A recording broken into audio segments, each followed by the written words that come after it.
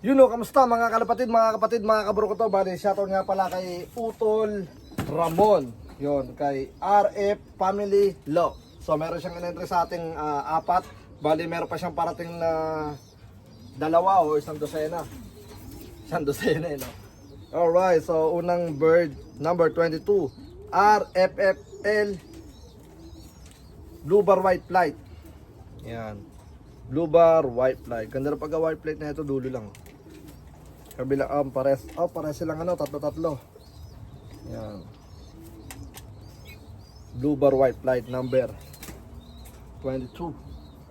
First bird. Second bird, Blue Bar number 19, RFFL Blue Bar. Yan.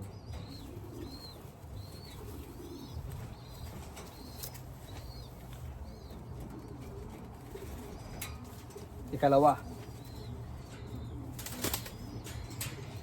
Ikatlo. Come on. Ayaw mo pa ako kayo sa. Mahilap yung isa niya. Alright.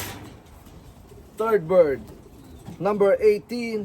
RFFL Blue Bar again. Yep. Blue Bar.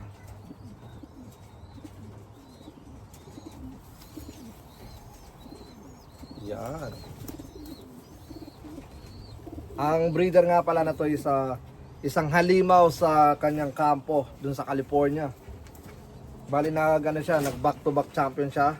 Tapos nagano pa siya, itong race naka first place siya nung nakaraan.